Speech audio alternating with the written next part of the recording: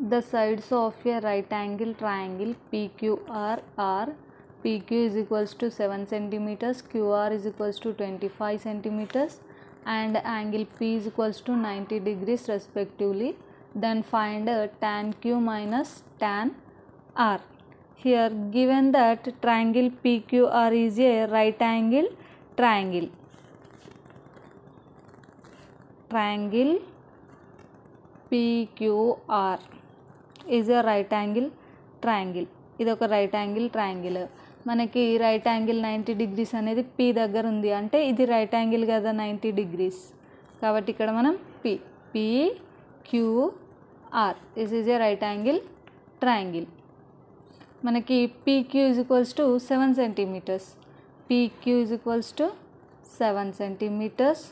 Next ఇంకేం ఇచ్చాడు, QR is equals to 25 centimeters.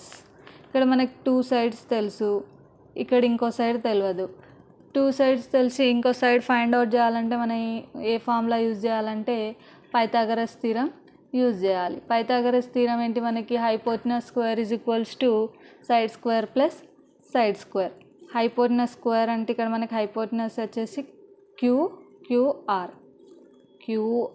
Square is equals to side square, any side, ఈ side అయినా కావచ్చు ఈ సైడ్ అయినా కావచ్చు.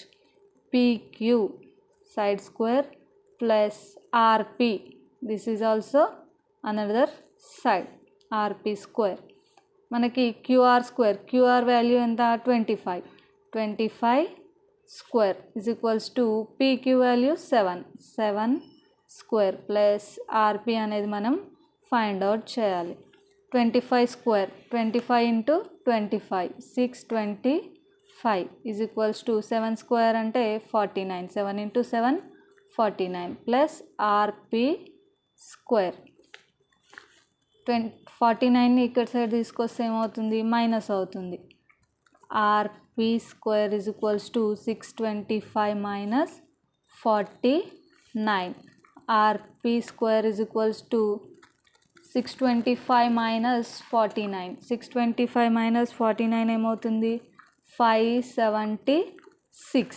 స్క్వేర్ అనేది ఇక్కడ సైడ్ వెళ్తే రూట్ అవుతుంది. అప్పుడు RP is equals to under root 576.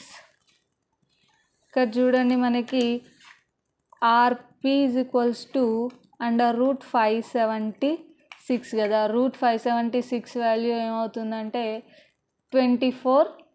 ఇక 576 అనేది 24 స్క్వేర్ అనమాట.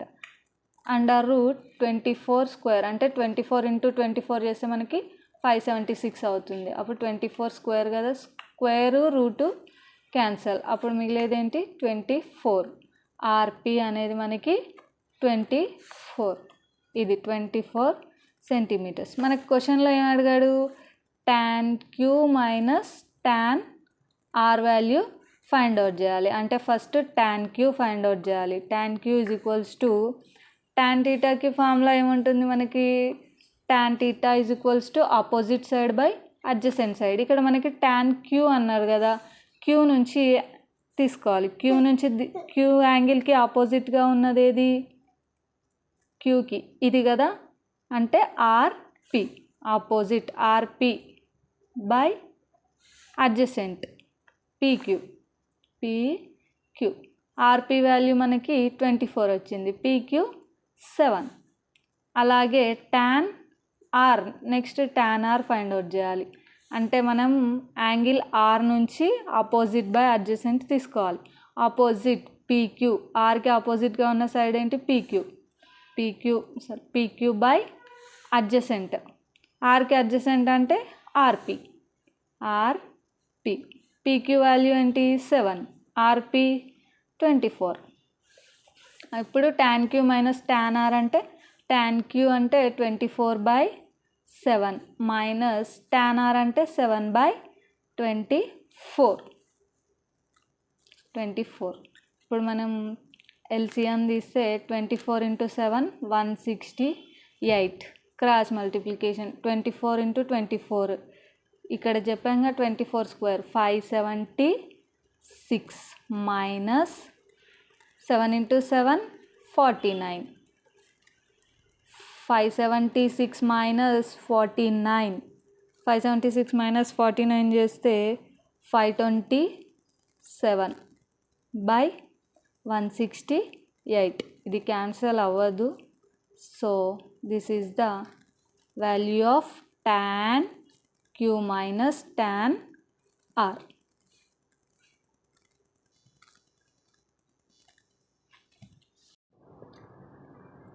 In a right angle triangle ABC with right angle at B, in which A is equals to 24 units, B is equals to 25 units and angle BAC is equals to theta, then find cos theta and tan theta.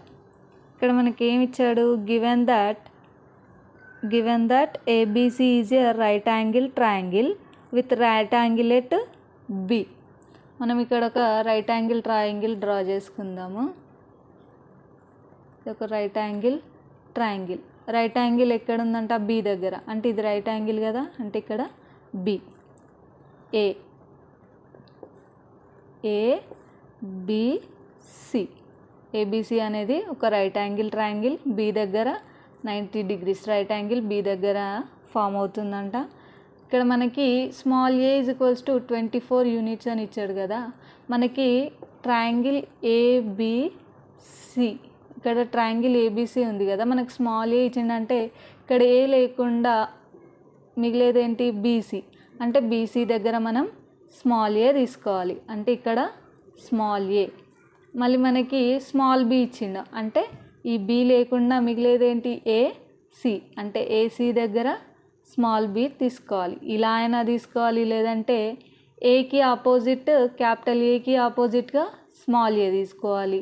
ఇక్కడ చూడండి, బీకి ఆపోజిట్గా small B వస్తుంది, సికి ఆపోజిట్గా small C వస్తుంది. ఇప్పుడు small ఏ value ఎంత మనకి 24 యూనిట్స్, బి అనేది 25 యూనిట్స్. ఇప్పుడు మనకి ఇంకొక సైడ్ మనకి తెలీదు, అంటే పైథాగరస్ థీరం యూజ్ చేయాలి. పైథాగరస్ థీరం ఏంటి, hypotenuse square is equals to side square plus side square. ఇక్కడ మనకి హైపోటెనస్ స్క్వేర్ అంటే AC square, AC square is equals to BC square plus AB square, BC square plus AB square. Hypotenuse square AC square ఏంటి 25 square is equals to BC square, BC value 24